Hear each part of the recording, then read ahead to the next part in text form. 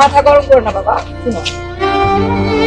মা হাসপাতালে স্ট্রোক করে কাতরাচ্ছিলেন আর মেয়েকে পরীক্ষার হলে ঢুকতে দেওয়া হলো না। এ কোনো সিনেমার দৃশ্য নয়, এটা 2025 সালের বাংলাদেশের কথা বলছি, যেখানে নিয়মের টুনকো পরে এক এইচএসসি পরীক্ষার্থীর জীবনে পুরো 1 বছর তছনছ করে দেওয়া হলো। মেয়েটির বাবা নেই, মা একমাত্র অবলম্বন, যে মা আজ মেজর স্ট্রোকে আক্রান্ত হয়েছে। বাসায় কেউ নেই, মেয়েটি নিজে মাকে হাসপাতালে নিয়ে যায়। কোনো বিলম্ব না করে চোখের জলে বুক ভিজানো মাকে হাসপাতালের বেডে রেখে ছুটে আসেন মিরপুর বাংলা কলেজে, যেখানে তার পরীক্ষা। কিন্তু ভাগ্য তার সঙ্গে থাকেনি, তার চেয়ে ভয়ঙ্কর হলো সিস্টেম। তার পাশে ছিল না কেউ। দেরি হওয়ায় পরীক্ষার কেন্দ্রে এসে মেয়েটি কাঁদতে কাঁদতে বলেন, আমার মা স্ট্রোক করেছে স্যার, একটু দেরি হয়ে গেছে, দয়া করে যদি একটু ঢুকতে দিতেন, আমার 1টা বছর নষ্ট হয়ে যাবে। কিন্তু সেখানকার শিক্ষক বা দায়িত্বরত কেউ একটিবারও তার চোখের পানি বুঝলো না। তারা যেন মানুষ নয়, নিয়মের অন্ধযন্ত্র। তারা চোখ নামিয়ে বলল, সময় শেষ, এখন তো আর ফিরতে দেওয়া যাবে না। এটাই ছিল তাদের শেষ কথা। একটি মেয়ে যার মাথার উপর পুরো আকাশটা ভেঙে পড়ছে, তিনি নিজের জীবনের সবকিছু ঝুঁকিতে ফেলে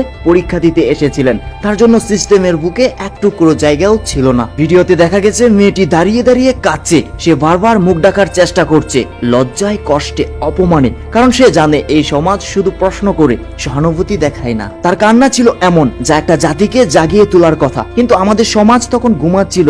টিচাররা ছিল রোবটের মতো, তাদের গলায় সহানুভূতির এক ফোঁটা জলও ছিল না। যারা পাশে দাঁড়িয়েছিলেন তারা কিন্তু সাধারণ মানুষ, তারা হয়তো তাকে সান্ত্বনা দিয়েছিলেন, কিন্তু কিছু করতে পারেননি। বোর্ডের অনুমতি না থাকলে কাউকে ঢুকানো যাবে না, এটাই হলো শেষ কথা। পরীক্ষার কেন্দ্রে দায়িত্বশীলরা কি একবারও ভাবেননি এই মেয়েটা কি পরিস্থিতি পার করে এসেছে? মানবিকতার কি কোনো মূল্য নেই তাদের কাছে? নিয়মের বেড়াজালে আটকে এক তরুণীর ভবিষ্যৎ নষ্ট করা কি ন্যায় বিচার? আমাদের শিক্ষা ব্যবস্থা এমন হওয়া উচিত যেখানে শিক্ষার্থী পরিস্থিতি বিবেচনা করে সিদ্ধান্ত নেওয়া হবে। একটি মেয়ে যে জীবনের এমন কঠিন মুহূর্তে পরীক্ষার জন্য ছুটে এসেছে, তাকে কি একটু সুযোগ করে দেওয়া যেত না? কঠিন নিয়মের আড়ালে মানবিকতাকে হারিয়ে ফেলা কি আমাদের শিক্ষার কোনো উদ্দেশ্য হতে পারে? এই ঘটনা আমাদের শিক্ষা ব্যবস্থার সংস্কারের জরুরি প্রয়োজনীয়তাকে তুলে ধরে। নিয়ম থাকবে, কিন্তু সেটা মানুষের জন্য, মানুষের বিরুদ্ধে নয়। এই মেয়েটির 1টি বছর নষ্ট হলো, কিন্তু আমাদের শিক্ষা ব্যবস্থা কি এর দায় নেবে?